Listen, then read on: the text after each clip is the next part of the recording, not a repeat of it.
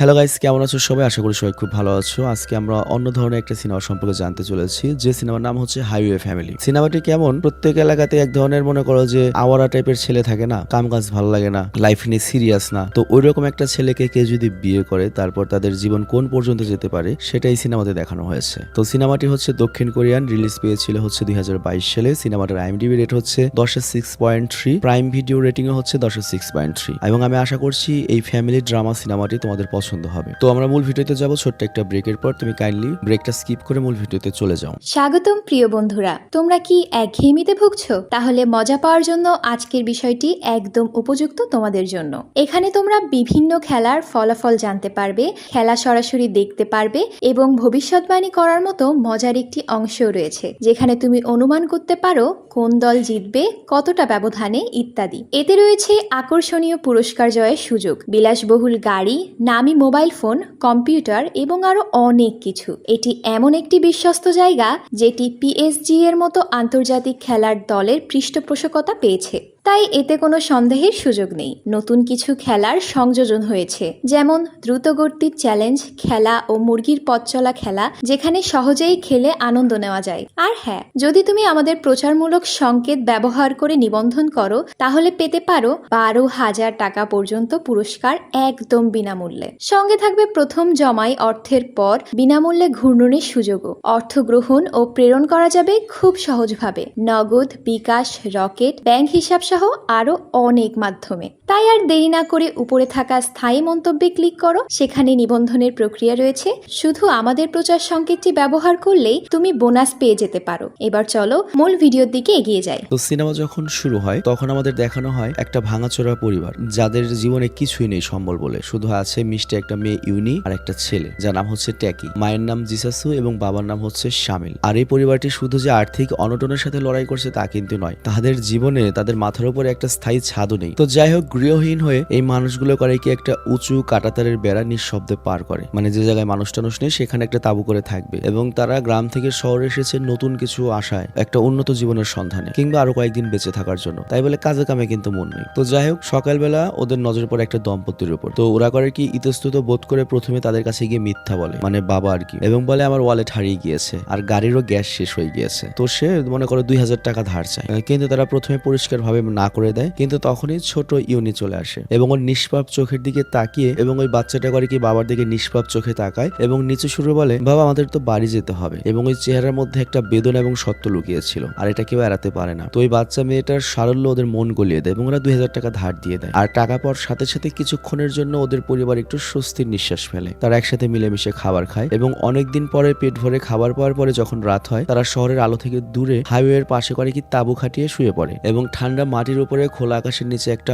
অজানা আশায় তারা রয়েছে যে পরের দিন হয়তো ভালো কিছু হবে। তো যাই হোক, অভাবের তাড়নায় যেটা হয়েছে, ওদের ভেতরে যে তোমার একটা ইথিক্স বলে ব্যাপার থাকে সেটা নেই, মানবিক অনুভূতি গুলো নেই, জাস্ট কোনো রকমে বেঁচে থাকতে হবে। তো এবার ওরা নতুন আরেকজনের দেখা পায় এবং ওই পুরনো কৌশলটাই খাটায়। কিন্তু এইবার এই লোকটি একটু সতর্ক, সে একটু গর্বর অনুভব করে এবং সে বাবার কাছে পরিচয়পত্র দেখতে চায়। কিন্তু কি যখন এটা দেখাতে পারে না, মানে বাবা দেখাতে পারে না, তখন ওই লোকটা একটা শব্দও করে না এবং সাহায্য না করে সেখান থেকে চলে যায়। আর ওই মুহূর্তে বাবার চোখে লজ্জা এবং অসহায়ত্ব ভেসে ওঠে এবং প্রতিবারই আশার দড়ি ধর আগে ছিঁড়ে যাচ্ছে। আর এরপর আমরা একটা মধ্যবয়স্ক মহিলাকে দেখতে পাই যার নাম হচ্ছে ইয়াংশুন। আর সে ওয়াশরুমে গিয়েছে, আর তখনই সে ওই কিভোর মেয়ে ইউনানকে দেখে, কিভো মানে বাবার নাম আর কি, এবং সে নলের ময়লা পানি পান করছে, ডাইরেক্ট পানি। তো ওই মহিলা তখন ঘাবড়ে যায় এবং ওকে আটকাতে যায় এবং বলে এই পানি খেও না। কিন্তু উল্টো ওই ছোট বাচ্চা মেয়ে ইউনান বা ইউনি ভয় পেয়ে পালিয়ে যায় এবং ওর চোখে তখন চরম লজ্জার ভয় ছিল। আর তাছাড়া সারা জীবন ওরা লজ্জা, ভয় এবং করুণা দেখে মনে করো যে অভ্যস্ত হয়ে গিয়েছে। ও তো জাস্ট একটু পানি খেতে চেয়েছিল, কিন্তু মহিলা যখন এসেছে মনে করেছে ওকে মারবে। তো যাই হোক, এরপর যখন ওই মহিলা ইয়াংসুন টয়লেট থেকে বা ওয়াশরুম থেকে বের হয়ে নিজের গাড়ির দিকে যাচ্ছিল, তখন কিভো তাকে থামায়। তো তার চোখে ইতস্তত ভাব থাকলো, বাধ্য হয়ে সে মিথ্যা বলে ফেলে। তো প্রথমে সে বলা শুরু করে আমার ওয়ালেট বা মানিব্যাগ হারিয়ে গিয়েছে,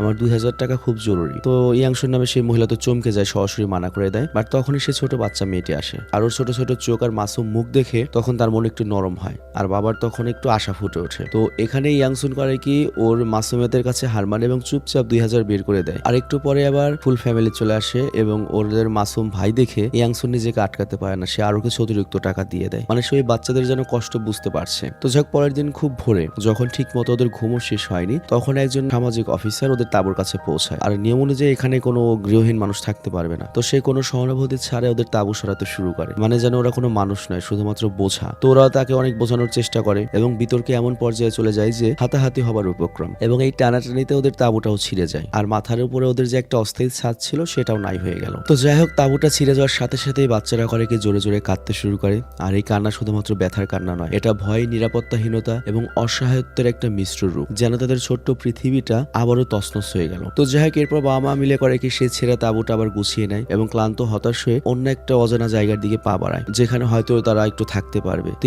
এরপর গল্পে আরেকটা নতুন দৃশ্য সামনে আসে, যেটা দেখতে সাধারণ হলেও আবেগপূর্ণ। তো আমরা একজন বৃদ্ধ দোকানদারকে দেখি যে 41 বছর পর তার ফার্নিচারের দোকানটি বিক্রি করে দিচ্ছে। যদিও এই দোকানটি তার জীবনের পরিচয় ছিল, কিন্তু এখন সে সেটিকে বিদায় জানাচ্ছে। আর এইখানে ক্রেতা হিসেবে আমরা দেখতে পাই সেই ইয়াঙ্গুন নামের মহিলাকে, যে মহিলা ওই ফ্যামিলিকে সাহায্য করলো। তো তিনি এই পুরো দোকানের সমস্ত ফার্নিচার কিনে নেন এবং তারপর একটা গ্রাহকের কাছে 12টা চেয়ার বিক্রি করেন। আর সন্ধ্যায় এই খুশির মুহূর্ত উদযাপনের জন্য উৎসবের আয়োজন করা হয়। কিন্তু যখন রাত হয়, সবাই ঘুমিয়ে পড়ে, তখন ইয়াংসুনের আসল রাত শুরু হয়। সে নিজের বিছানায় শুয়ে থাকে, কিন্তু ঘুম তার চোখ থেকে অনেক দূরে। সে তার মৃত ছেলের স্মরণে জেগে থাকে, আর এক গভীর নীরবতা তার আত্মার সাথে মিশে গিয়েছে। তো তার কাছে স্বামী আসে এবং সে তার সাথে ঘনিষ্ঠ হওয়ার চেষ্টা করলে সে করে কি তার স্বামীকে ধাক্কা দিয়ে সরিয়ে দেয়। আর এটা ঘৃণা থেকে নয়, বরং সেই বেদনা থেকে, যেটা তার হৃদয়ে এখনো চাপা পড়ে রয়েছে। তো স্বামী এটা বুঝতে পারে আর কিছু বলে না, নিঃশব্দে বাইরে চলে যায়। আর কিছুক্ষণ পর সেই স্বামী দরজার বাইরেটাকে ডাক দেয় এবং জানায় যে আগামী মাস থেকে এই বাড়ির মালিক 5000 টাকা করে ভাড়া বাড়াতে চান, এখন কি করা যায়। তো এটা শুনে ইয়াংসুন একটা দীর্ঘ নিঃশ্বাস ফেলে এবং বলে, ঠিক আছে, সামনের মাস থেকে বাড়িয়েই দিব।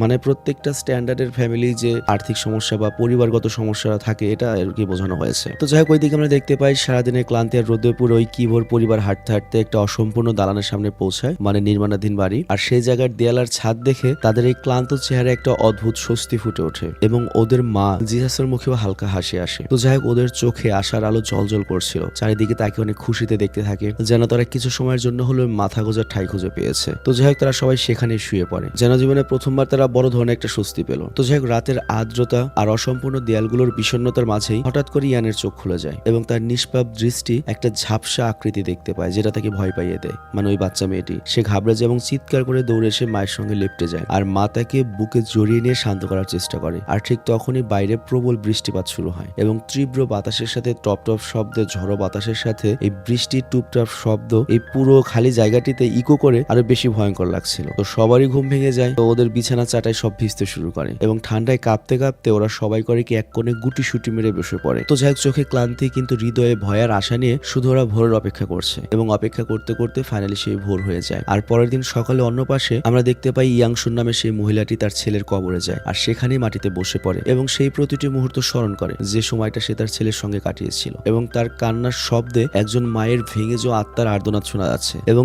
তার চোখের জল মাটিতে পড়ে যেন তার ছেলের স্মৃতিগুলোকে আবার ভিজিয়ে দিচ্ছে। তো যাই হোক, কিছুক্ষণ পরে সে চুপচাপ নিজের গাড়িতে চড়ে বাজারে ফেরত আসে এবং বাজারে পৌঁছা মাত্রই তার নজর সামনের রাস্তায় থাকা একজনের উপরে পড়ে। মানে সেই অজানা লোকটি তার কাছে ওই একই মিথ্যা কথা বলেছিল যে আমার ওয়ালেট হারিয়ে গিয়েছে, 2000 টাকা ধার দিন, টাকা পাওয়া মাত্র আমি ফেরত দিয়ে দেবো। তো এইটা দেখি ইয়াংশুন স্তব্ধ হয়ে যায়, তার চোখ মুখ কঠোর হয়ে ওঠে এবং তার সাথে যে বিশ্বাসঘাতকতা করা হয়েছে তার মানবতা নিয়ে এটার একটা ঢেউ বয়ে যায় এবং সে দ্রুত একটা সার্জিক্যাল মাস্ক পরে নেয় এবং ওই কিভোর পিছু নিতে শুরু করে এবং পিছু নিতে নিতে সেই কিভোকে তার স্ত্রীর সাথে একটা বেঞ্চে বসে থাকতে দেখে। আর তারা দুজনে একটা ম্যাগাজিন পড়ছিল, যেন সবকিছু স্বাভাবিক। এবং এটা এমন একটা পরিবার যারা প্রতারণা এবং বাধ্যবাধকতার সুতায় জড়িয়ে রয়েছে, কিন্তু তারপরও একসাথে। আর অন্যদিকে ত্যাকি আর ইউনান, মানে ওই ছেলে মেয়ে দুটো হাইওয়ের গলিতে কখনো হোটেল আবার কখনো রেস্টুরেন্টের কোণে খেলাধুলা করছিল এবং এই দুই মাসুম শিশু শৈশব যেন রাস্তার ধুলো এবং ভিক্ষার কয়েনে কাটছে। কিন্তু তখনই খেলার ছলে ত্যাকি করে কি লুকোচুরি খেলার সময় একটা ট্রাকের নিচে গিয়ে শুয়ে পড়ে, কিন্তু ট্রাকটি ছাড়ার ঠিক এক মুহূর্তে ইউনান করে কি ভয়ে ট্রাকটির সামনে গিয়ে দাঁড়ায় এবং দু হাত বাড়িয়ে চিৎকার করে ট্রাকটি থামানোর চেষ্টা করে, কিন্তু ড্রাইভার এটা খেয়াল করেনি। বাট ভাগ্যক্রমে অল্পের জন্য ইয়াংসুন দৌড়ে আসে এবং ইউনানকে টেনে বাঁচিয়ে নেয় এবং তারপর দুই বাচ্চাকে নিয়ে যায় হচ্ছে কিভোর সামনে এবং সরাসরি বলে, তুমি তো আমাকে চিনতেই পেরেছো তাই না? আমি তোমাকে 2000 সাথে আরো 1000 টাকা দিয়েছিলাম। কিন্তু কিভো কোনো দ্বিধা ছাড়াই বলে ওঠে, আমি তো আপনাকে চিনি না, কখনো দেখিও নি। তো এটা শুনে ইয়াংসুনের মুখে আরো রাগ ভরে ওঠে এবং তখনই সে পুলিশকে কল করে। তো কিভো এটা দেখে ঘাবড়ে যায় এবং নিজের পরিবার নিয়ে পালানোর চেষ্টা করে, কিন্তু তখনই জানা যায় যে ওর বউ আবার গর্ভবতী এবং পালাতে গিয়ে রাস্তায় পড়ে গিয়েছে। এবং সিরিয়াসলি এই ধরনের ফ্যামিলি আমি আজিমপুর যে তোমার ম্যাটারনিটি হসপিটাল রয়েছে সেইখানে 2010 সালের দিকে দেখতাম, মানে ফুল ফ্যামিলি রাস্তায় থাকে অনেকগুলো বাচ্চা, মানে ওই কথাটা মনে পড়ে গেল। তো যাই হোক, ইয়াংসুন তখন তার হাত ধরে তোলার চেষ্টা করে, আর তখন ওই মা মানে জিসাসুক নিজের কাঁপানো হাত জোর করে ভেজা চোখে ক্ষমা চাইতে শুরু করে, বলে দয়া করে আমাদের বাচ্চাদের উপর দয়া করেন, আমাদের ক্ষমা করে দিন, এই বাচ্চাদের আমরা ছাড়া আর কেউ নেই। তবে তারপরেও কিছুক্ষণ পর ইয়াংসুন থানায় যায় এবং ডিটেকটিভকে পুরো রিপোর্টটা দেয়, এবং ডিটেকটিভ বলে হ্যাঁ কয়েকদিন ধরে এই ধরনের রিপোর্ট আসছে যে এখানে ভিক্ষাবৃত্তি চলছে, তা প্রতারণামূলক। তো যাই হোক, এটা শুনে ইয়াংসুনের চেহারা একটা চিন্তা চলে আসে, তার মুখ কিছু সময়ের জন্য শান্ত হয়ে যায়। তবে তারপর সে অপরাধের স্কেচ তৈরি করার জন্য রাজি হয়ে যায়, কারণ এবার তার মুখোমুখি শুধুমাত্র প্রতারণার নয় বরং এক ভেঙে পড়া মানুষের সত্যের সাথেও হয়েছে। আর এইদিকে যিশু যখন হাইওয়ের ধারে নিজের বাচ্চা এবং কিবুর সঙ্গে দেখা করে, তখন বাচ্চাদের চোখ খুশিতে ভরে ওঠে এবং দৌড়ে গিয়ে মায়ের গলা জড়িয়ে ধরে সবাই। কিন্তু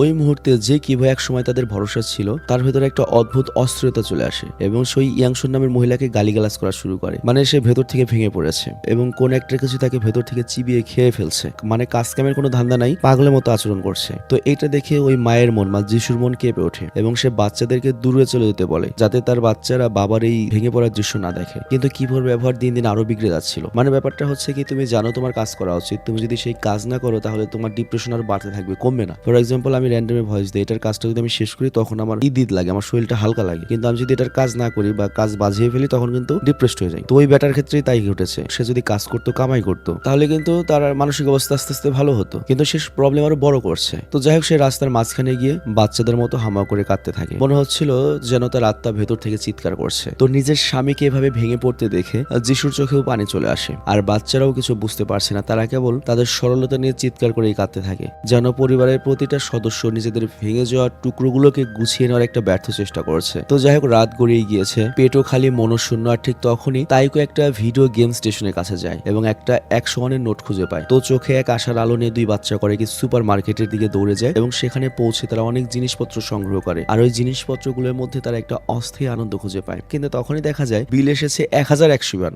তো দুই বাচ্চার মুখে হাসি নিভে যায় এবং তারা তাদের নিষ্পাপ চোখ দিয়ে দোকানদারের দিকে এমনভাবে তাকায় যে যেন তাদের খিদেটা শুধুমাত্র খাবারের নয়, একটু ভালোবাসার, একটু আপনত্বেরও। তো দোকানদারও কিছু সময়ের জন্য বাবা হয়ে যায়, মানে বাবার মতোই আচরণ করে, ওদের মুখ পড়ে নেয় এবং হেসে মাত্র 100 ইউয়ানের বিনিময়ে 1100 টাকার মাল দিয়ে দেয়, মানে 100 টাকার বিনিময়ে 1100 টাকার মাল দিয়ে দিল। তবে ওই মুহূর্তটা শুধুমাত্র দয়ার ছিল না, বরং মানবতার একটা সুন্দর ঝলক ছিল। তো যাই হোক, ওই রাতে তাবু না থাকার কারণে পুরো পরিবার করে কি একটা পাবলিক বাথরুমে ঘুমায়, কিন্তু আমরা দেখতে পাই ওই পরিবারের যে বাবা, সে বাইরে ঘাসের উপর বসেছিল, তার মধ্যে ছিল ঠান্ডা উদাসীনতা এবং নিজের ব্যর্থতায় আস্তে আস্তে একটা ডুবে যাওয়া মানুষের প্রতিচ্ছবি। আর ঠিক তখনই ছোট্ট ইয়ন মানে মেয়ে তার কাছে আসে এবং বড়ই সরলতার সাথে বলে, বাবা আমি স্কুলে যেতে চাই, পড়ালেখা শিখতে চাই। আর তার কণ্ঠস্বর এত নিষ্পাপ ছিল যে মানে এখানে কি ভুল, মানে বাবার কঠোর চেহারাও নরম হয়ে যায় এবং সে ক্লান্ত কণ্ঠে বলে, আমিও পড়ালেখা করেছি কিন্তু কোনো লাভ নেই, সব বেকার। বাট ইয়ন তখন দ্বিধাবোধ করে বলে, আমি আপনার মতো এরকমটা বলার আগে অন্তত একবার চেষ্টা করে দেখতে চাই, মানে বুঝতে পেরেছো যে আমি পড়ালেখা করে তারপর বলতে চাই যে এটা বেকার, খারাপ জিনিস। তো যাই হোক, এই কথা শুনে বাবা কিভোর চোখ ভিজে যায় এবং সে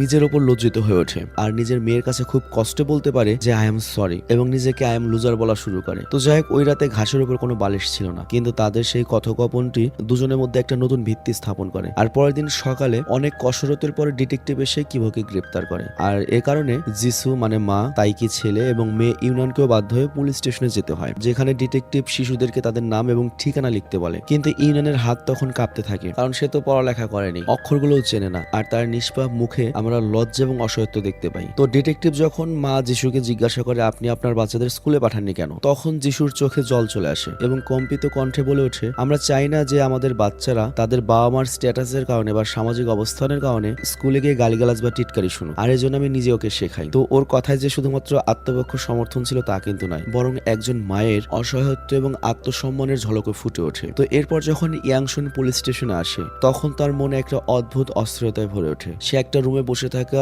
ওই বাচ্চা মেয়ের বিষণ্ণতা এবং আতঙ্কিত চোখ দেখে ভরকে যায় এবং ওই বাচ্চাটির মুখে সারল্যের পাশাপাশি অসহায়ত্ব এবং একাকিত্বের ছায়াও দেখতে পায়, যেন সে বুঝতেই পারছিল না যে এই পৃথিবীতে তার অপরাধ কি। তো ইয়াংশুন খালি এটা দেখতেই থাকে, কিন্তু ঠিক তখনই ডিটেকটিভ তাকে ভেতরে ডেকে নেয়। তো ইয়াংশুনকে দেখা মাত্রই সে মিথ্যা বলে নিজেকে বাঁচানোর চেষ্টা করে, মানে কিভো, এবং বলে আমি মহিলাকে আগে কখনো দেখিনি, আমার জীবনে সে কখনোই আসেনি, কিন্তু সত্য তো চেহারার চেয়েও বেশি তিক্ত। তো ডিটেকটিভ তখন করে কি সিসি ক্যামেরা ফুটেজ দেখায়, যেখানে দেখা যায় কিভো এবং তার পরিবার ইয়াংসুনের কাছ থেকে টাকা নিচ্ছে। তো কিভোর মুখ তখন ফ্যাকাশে হয়ে যায়, সে মাটিতে পড়ে যায় আর ইয়াংসুন মানে ওই মহিলার পা জড়িয়ে ধরে ক্ষমা চাইতে শুরু করে, যেন এখন তার কাছে হারানোর মতো আর কিছুই নেই। কিন্তু ন্যায়ের পথ তো অনেক কঠিন এবং তাকে প্রতারণা মামলায় জেলে পাঠিয়ে দেওয়া হয়। আর এরপর যখন ইয়াংসুন থানা থেকে বাইরে বের হয়, তার তার নজর পড়ে বাইরে বসে থাকা সেই পরিবারের উপর, যারা এবার পুরোপুরি ভেঙে পড়েছে। তারা এখন পুরোপুরি অসহায়, ক্লান্ত এবং আশাবিহীন। তো প্রথমে সে কিছু বলে না, সে নিজের গাড়িটা নিয়ে কিছু দূর চলে যায় এবং এইখানে তার মন এবং মস্তিষ্কের মধ্যে একটা যুদ্ধ চলছিল। কিন্তু কিছু দূর যাওয়ার পরে সে থেমে যায় এবং ভাবতে শুরু করে আবার নতুন করে, এবং এরপর আবার সে নিজের গাড়ি রিভার্স করে তাদের কাছে নিয়ে আসে। আর তার কণ্ঠে এবার করুণা ছিল এবং একজন মায়ের মতো আপনত্ব ছিল,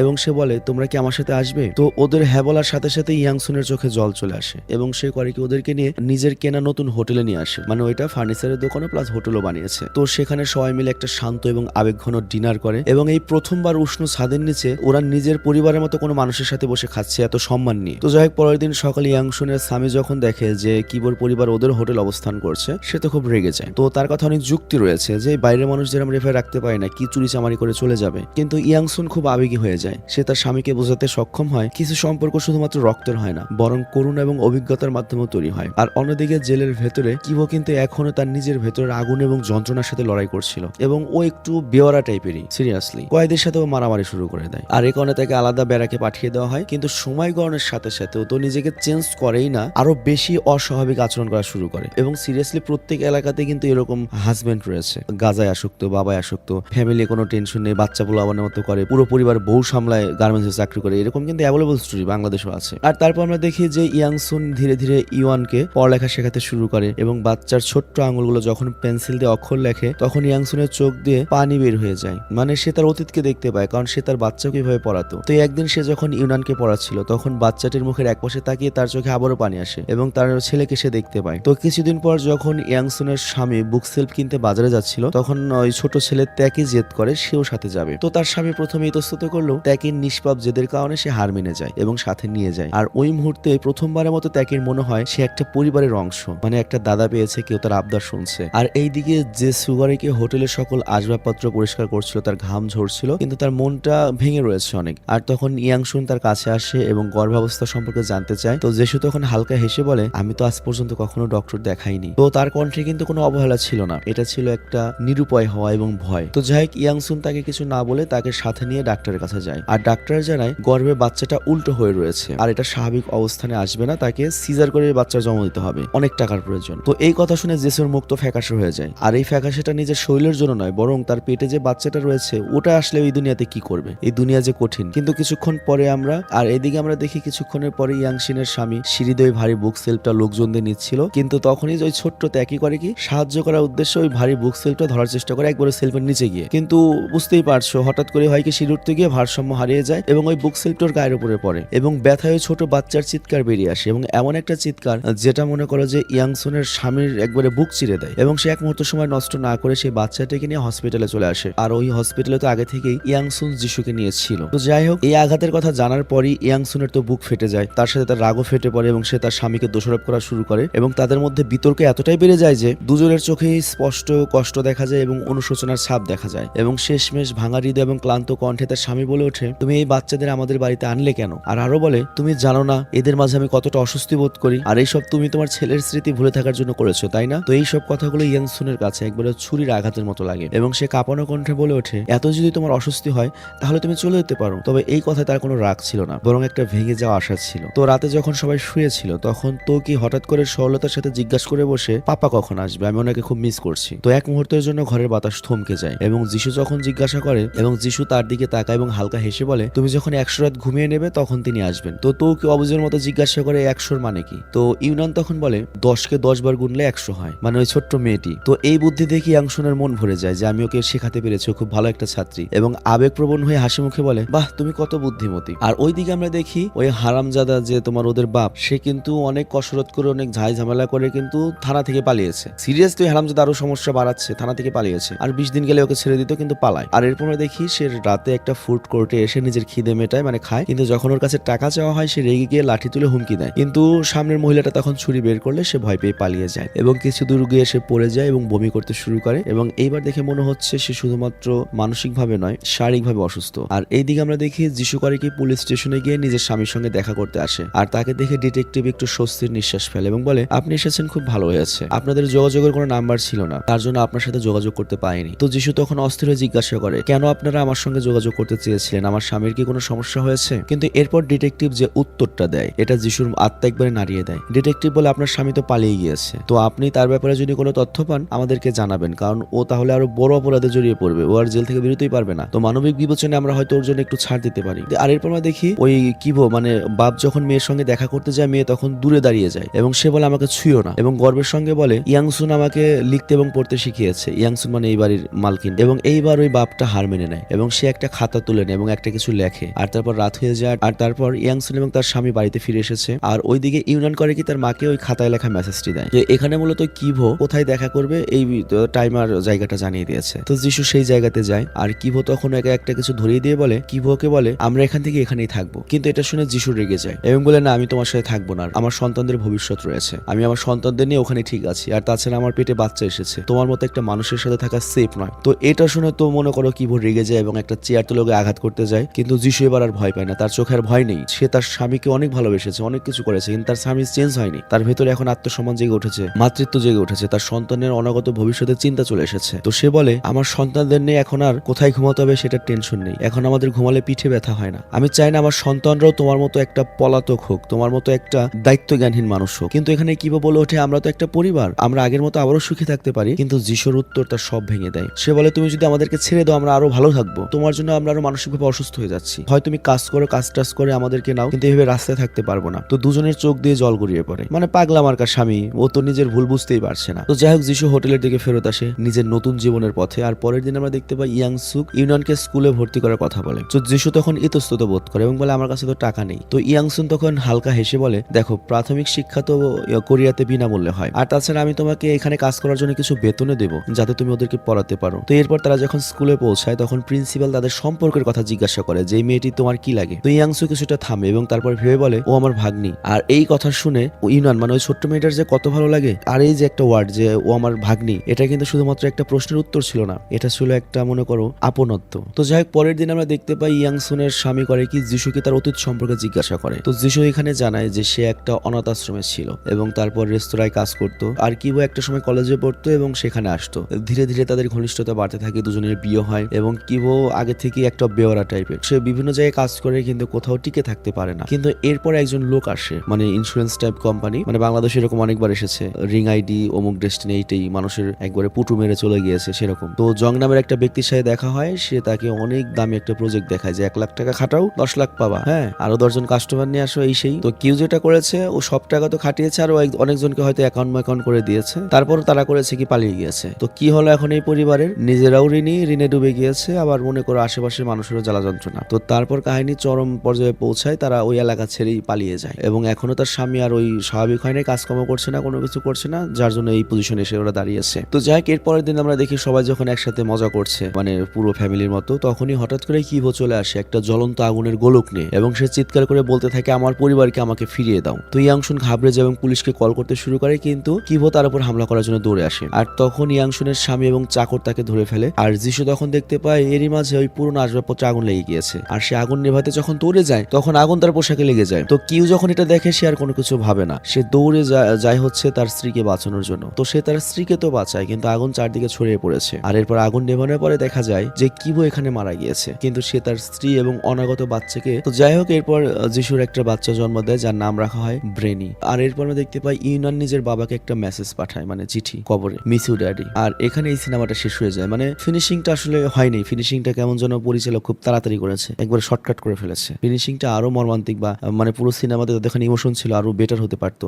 দেখাতে পারতো যে হাজবেন্ড কোনো রকমে ভালো হয়েছে, ওরা সংসারের দায়িত্ব নিয়েছে, খুব সুন্দর একটা ফিনিশিং হতে পারতো। কিন্তু সিনেমাটা আসলে বাস্তব রকম করা হয়েছে। এই ধরনের মানুষ যারা সাইকোলজিক্যাল প্রবলেমে ভোগে, ওই যে বিভিন্ন কারণে মানসিক ডিপ্রেশনে সাইকোলজিক্যাল যখন অবস্থা খারাপ হয়ে যায়, ওখান থেকে বের হয়ে আসা অনেক টাফ। এবং তোমরা যারা বাড়িতে রয়েছো শান্তিতে মোবাইল টিপছো, যেমন আমি যখন ছোট ছিলাম আমার বাবা ঢাকায় জব করতো, আমি তো বাড়িতে পড়ালেখা করতাম, এক পড়ালেখার টেনশনেই বাপ মাকে দেখতে পারতাম না, পড়ালেখা করতে বলতো, বাপ মাকে বিরক্ত লাগতো। ধরো 2003 সালে আমি বাড়িতে ভাঙাচুরি করলাম, কালার টিভি লাগবে, তারপর সিডি লাগবে। তো ওই দিকে আমার বাপি কি করছে আমি কিন্তু যাই না, তার মাথায় কত টেনশন, কিভাবে ফ্যামিলিকে এই করবো, তার ওইখানে একটা সমাজ রয়েছে, ওইখানেও একটা কমিউনিটি রয়েছে, ওইখানেও রাজনীতি রয়েছে, মানে অফিস রাজনীতি। আমরা কিন্তু এগুলো বুঝতাম না, আমরা খালি কি বুঝতাম এটা লাগবে। কিন্তু ওই যে মানুষটা আলফা মানুষ যে পুরো ফ্যামিলি চালাচ্ছে, তার মাথায় যে কত টেনশন, কত প্রেশার। এবং আমার বাবা কিন্তু অনেক ধরনের এরকম প্রতারণার শিকার।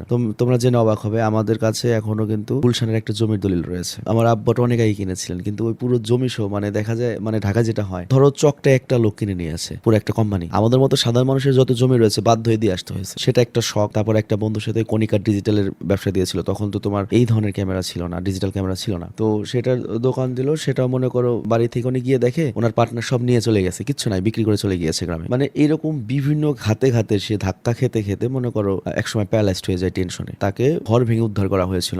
আমি রয়েছে একটা সুন্নতে খাত অনুষ্ঠানে, চাস্তো খালাতো ভাইয়ের অনুষ্ঠানে, খুব আনন্দ করছি। তখনই কল আসলো 2007 সাল যে তোমার বাবা এরকম প্যারালাইজড, তাকে উদ্ধার করা হয়েছে, বাড়ি নিয়ে আসতেছি। তো আসলে একটা পুরুষ মানুষের মাথায় যা যায় এটা আসলে কেউই বুঝতে পারবে না। কামাই করার টেনশন, ফ্যামিলি ঠিক রাখার টেনশন যে কত ডেঞ্জারাস টেনশন এটা তুমি বুঝতে পারবে না যদি তুমি ওই পজিশনে না যাও, যখন তুমি পুরো দায়িত্বটা নেবে। ফর এক্সাম্পল আমি এখন বুঝতে পারি পুরুষ মানুষরা হচ্ছে আসলে সূর্যের মতো, তারা নিজে জ্বলে, তারা কখনো শান্তি পায় না, তারা নিজে জ্বলে এবং পুরো সবাইকে ফ্যামিলি কালো দেয়। তবে এর ব্যতিক্রম কিছু পুরুষ রয়েছে, যেসব পুরুষের বাবা সব করে দিয়ে যায় বা ঝামেলা থাকে না, দায়িত্ববোধ থাকে না, তারাই বেশিরভাগ বিগড়ে যায়। যেমন আমি চাইলেও বিগড়ানো সম্ভব না আমার পক্ষে, আমার চাইলেও সম্ভব না প্রতিদিন নাইট ক্লাবে যাওয়া, আমার চাইলেও সম্ভব না এই নেশা করে পড়ে থাকা, দিনের পর দিন নষ্ট করা, এটা চাইলেও সম্ভব না। কেন সম্ভব না? Because I have huge responsibility. তো যাই হোক, এই সিনেমা আমাদের অনেক কিছু শেখালো। তোমরা যারা এখন ইয়ং ছেলেরা রয়েছে, তোমাদের অনেক কিছু শেখার আছে। যে হুট করে এমন একটা অফার পেলে, যে অফারগুলো অনেক বেশি অস্বাভাবিক মনে হয়, যদি তোমাদের কাছে কোনো অফার আসে, সেটা ইন্টারনেট হোক যেখানে হোক, যদি এত টাকা পাবে এমনি পাবে, প্রথমে চিন্তা করবা যে আমাকে অফারটা দিচ্ছে বা যে কোম্পানি অফার দিচ্ছে ওর ইনকাম কিভাবে। যেমন আমি তোমাকে এখানে এন্টারটেইন করছি, আমার লাভ কিভাবে, আমি মনিটাইজেশনের ইনকাম পাচ্ছি বা বিভিন্নভাবে ইনকাম হচ্ছে আমাদের, তার জন্য আমি এই কাজটা করছি। কিন্তু আমি তোমাকে যদি এখন অফার দিই, আমার ব্যবসায় 1 লাখ টাকা খাটাও, আমি তোমাকে 2 দিন পরে 3 লাখ টাকা দেবো। ভাই আমি যদি ইনকাম করি, আমি তোমাকে কেন ইনকাম করে দেবো? দুনিয়াতে এত ভালো মানুষ নাই যে কেউ কারো উপকার করতে চাইবে, এত সস্তা না। তো এইগুলো অবশ্যই সাবধানে থাকবে। আর বেশিরভাগ পরিবার ধ্বংস হয় হচ্ছে বিদেশ যেতে গিয়ে। আমি যে আমার চোখে কত ফ্যামিলিকে দেখছি ভাই যে বিদেশ যাবে, দেশে মোটামুটি মরার মতো চলছিল তাও ঠিক আছে, কিন্তু লোন মন করে জমি টমি বেঁচে বিদেশ যায়, গিয়ে প্রতারণার শিকার, বেতন নেই 2-3 বছর পরে চলে আসে, ফুল ফ্যামিলি আর উঠতেই পারে না। তো এই বিষয়গুলো খেয়াল রেখো, তোমার একটা সিদ্ধান্তে কিন্তু তোমার ফুল ফ্যামিলি, ফুল বংশধর ধ্বংস হয়ে যেতে পারে। তো এই জন্য এই বিষয়গুলো কেয়ারফুল থেকো। তবে আজকের মতো আমি বিদায় নিচ্ছি, ভালো থেকো, সুস্থ থেকো, টেক কেয়ার, আল্লাহ হাফেজ। আর বিদায়ের আগে আবারও কিন্তু মনে করিয়ে দিচ্ছি, আমাদের কিন্তু বেশ কিছু সামার কালেকশন এসেছে, তোমার উচিত একবার হলেও আমাদের প্রোডাক্টগুলো ট্রাই করা। সো গাইস, একটা একটা করে তোমাদেরকে আমি প্রোডাক্ট দেখাচ্ছি। দেখতে পাচ্ছ পেছনে অ্যাসিড ওয়াশের কিন্তু জোশ কিছু অ্যানিমে কালেকশন এসেছে। এখানে আমরা তো কয়েকটা প্রোডাক্টই দেখাতে পারছি, এর বাইরেও আরো অনেক প্রোডাক্ট রয়েছে। হোয়াটসঅ্যাপে যে নাম্বারটা দেখতে পাচ্ছ আমার সেলস ম্যানেজার অনিক, সেই নাম্বারে তুমি যদি যোগাযোগ করো এরকম আরো অনেক কালেকশনও তোমাকে দেখাতে পারবে। এছাড়াও আমাদের প্যান্টের কালেকশন রয়েছে, টি শার্টের কালেকশন রয়েছে, ম্যাগি হাতার কালেকশন রয়েছে। শুধুমাত্র যেরকম ড্রপ শোল্ডার টি শার্ট রয়েছে অ্যাসিড ওয়াশের তা কিন্তু নয়, আরো বেশ কিছু কালেকশন রয়েছে। তবে বর্তমানে যেহেতু ইয়ং জেনারেশন এই ধরনের trending anime drop shoulder T shirt পছন্দ করছে, বিশেষ করে অ্যাসিড ওয়াশের, সেজন্য আমরা এই প্রোডাক্টগুলোর উপর একটু বেশি নজর দিচ্ছি এবং ভিন্ন ভিন্ন অনেক ডিজাইনের প্রোডাক্ট আমরা এনেছি, যেগুলো একই সাথে তোমাকে অ্যানিমে ভাইবও দিচ্ছে, প্লাস অনেক স্টাইলিশ লুকও দিচ্ছে এবং সবার চেয়ে ইউনিক একটা ভাইব দেবে তোমাকে। তো যাই হোক, এখানে দেখতে পাচ্ছ এটা হচ্ছে লেভে আর্চার ম্যানের, তারপর একটা হচ্ছে এটা হচ্ছে পোর্শে। এগুলো কিন্তু সব অ্যাসিড ওয়াশ, কোয়ালিটি খুবই ভালো। এবং তোমার তারপরও আমি একটা কথা বলছি, তুমি যদি অর্ডার করো, অর্ডার করার পরে তোমার যদি মনে হয় যে তুমি যে টাকা দিয়েছো সেই টাকা অনুযায়ী তুমি কোয়ালিটি পাওনি, কিংবা অনেক সময় এরকম হয় আমরা অনেক প্রোডাক্ট পাঠাই, কিছু কিছু ক্ষেত্রে দেখা যায় 2-1টা রিজেক্ট প্রোডাক্ট চলে যায় বা সমস্যাওয়ালা প্রোডাক্ট চলে যায়। তো তুমি অবশ্যই প্রথমে ডেলিভারি ম্যানকে দাঁড়া করিয়ে রাখবে, দাঁড়া করিয়ে রেখে সেই প্রোডাক্টটা তুমি চেক দেবে। চেক দিয়ে যদি পছন্দ না হয় ইনস্ট্যান্টলি সেই ডেলিভারি ম্যানের কাছে এই প্রোডাক্টটা রিটার্ন করে দেবে। তারপর আমরা নিজ খরচে, মানে আমরা যারা একটা ভালো প্রোডাক্ট দেবো তার জন্য তোমার কোনো খরচ করতে হবে না, ওইটা আমাদের জরিমানা, আমরা তোমাকে ভালো আরেকটা প্রোডাক্ট পাঠিয়ে দেবো। আরেকটা ব্যাপার হচ্ছে, তোমরা যদি সাইজে ভুল বলো, ধরো তোমার সাইজ লাগবে এম, তুমি বললে এল, তো সেক্ষেত্রে কিন্তু ওইটার দায়ভার আমরা নেবো না। সেক্ষেত্রে তুমি যদি চেঞ্জ করাতে চাও তোমাকেই চেঞ্জ করতে হবে, মানে ডেলিভারি কস্ট তোমার দিতে হবে। আর এই যে আরেকটা ডিজাইন দেখতে পাচ্ছ ইগ্রিসের, এই ডিজাইনটা কিন্তু তোমার গত বছরও সেই মার্কেট করেছে, এখনো কিন্তু এই ডিজাইনটার বহুত চাহিদা রয়েছে। তো এই ডিজাইনটার উপর হয়তো স্পেশালি ডিসকাউন্ট হতে পারে। তুমি যখন এইটার অর্ডার করবে, এটার স্ক্রিনশট নিয়ে তুমি বলবে যে ভাই এটার কোনো ডিসকাউন্ট আছে কিনা। সবগুলো প্রোডাক্ট এই পর্যন্ত যা দেখিয়েছি অ্যাভারেজ প্রাইস হচ্ছে 600 টাকা, কিন্তু এগুলো বাইরে বিক্রি হয় 690 বা 70, 650 এরকম। কিন্তু যেহেতু আমি ডিরেক্ট তোমাদের কাছে বিক্রি করছি, মানে একবারে ভিডিওর মাধ্যমে, এর জন্য হচ্ছে কি ফেসবুকে যে ব্রুশ দিলে 100 টাকা খরচ হতো সেই খরচটা হচ্ছে না, সেজন্য সেই টাকাটা আমরা কম নিতে পারছি। আর এই যে বারসেক, এইটার প্রাইসটা সম্পর্কে আমি এখন অবগত নেই, এটার প্রাইস 600 বা অ্যারাউন্ড 600 হতে পারে। তুমি জাস্ট কি করবে, স্ক্রিনশট নিয়ে আমার সেলস যে ম্যানেজার আছে তাকে আস্ক করবে যে ভাই এইটার প্রাইস কত, ভাই আপনাকে জিজ্ঞেস করতে বলেছে বা কোনো ডিসকাউন্ট আছে কিনা সেটা জানতে বলেছে। মানে বুঝতেই পারছো দুটো তো সেপারেট কোম্পানি, কোন প্রোডাক্টের কখন কোন আপডেট আসে সেটা তো আসলে আমার মাথায় সবসময় থাকে না। কি কি ডিজাইন আসে সেগুলো আমি তোমাকে দেখাচ্ছি। তবে এইটার প্রাইসটা তুমি দরকার পড়ে 2বার জিজ্ঞেস করবে যে এটার কোনো ডিসকাউন্ট দিচ্ছে কিনা, মানে তুমি ফোর্স করতে পারো আমার কোম্পানিকে, কোনো প্রবলেম নেই। এই যে এটা আসছে খুবই নিউ, দেখতে পাচ্ছ খুবই ইউনিক ডিজাইন তজির। আর তাছাড়া যে বাকি হ্যান্ডমার, এটাও কিন্তু খুব মার্কেটে ভালো চলছে, অনেকেই অর্ডার করেছে, তুমিও চাইলে অর্ডার করতে পারো। আরেকটা প্রোডাক্ট দেখাই, এইটার মধ্যে কিন্তু ডিসকাউন্ট চলছে, এটা আমি জানি, এটা হচ্ছে 450 টাকা ছাড়া হয়েছে। তো এইটা তোমরা অর্ডার করতে পারো। তবে হ্যাঁ, আমি আবারও বলে নিচ্ছি, যে প্রোডাক্টটি অর্ডার করো না কেন, ডেলিভারি ম্যানকে 5 মিনিট দাঁড়িয়ে রাখলে কোনো সমস্যা নেই, দাঁড়া করিয়ে চেক করে তারপর তুমি সেই প্রোডাক্টটা রিসিভ করবে। কারণ বুঝতে বুঝতেই পারছো আমি তো আমার ইউটিউবিং বা সোশ্যাল মিডিয়া সাইট নিয়ে ব্যস্ত, কিন্তু আমার ওই সাইডে যারা রয়েছে বা যাদের সাথে আমি কোলাবোরেশনে কাজ করছি তাদের ভুল হতেই পারে, অসম্ভব কিছুই না। তো আমি আমার যে অডিয়েন্স রয়েছে তাদের প্রতি আমি খুবই সতর্ক, কারণ তোমাদের সাথে আমার 5 বছরের সম্পর্কের বিল্ড আপ হয়েছে। একটা প্রোডাক্ট বেচলে হয়তো 100 টাকা লাভ হতে পারে, তার জন্য আমি তোমাদের সাথে বেজাবাজি করতে চাই না সিরিয়াসলি। যদি কোনো প্রবলেম হয় কোনো কম্প্রোমাইজ করার দরকার নাই, প্রবলেম হলে নগদ ফেরত দিয়ে দেবে। তো যাই হোক আমি বিদায় নিচ্ছি আজকের মতো, এবং স্ক্রিনে যে নাম্বারটা দেখতে পাচ্ছ অনেক হাসানের আমার সেলার, তার সাথে যোগাযোগ করে তুমি অর্ডার করতে পারবে, এবং অবশ্যই তুমি প্রোডাক্টটা দিয়ে জিজ্ঞাসা করবে যে কোনো ডিসকাউন্ট আছে কিনা, কারণ যেহেতু আমি এখানে দাম মেনশন করতে পারিনি, তবে অ্যাজ ফার এজ সবগুলোর 600 টাকা দাম অ্যাভারেজে। তো আজকের মতো আমি বিদায় নিচ্ছি,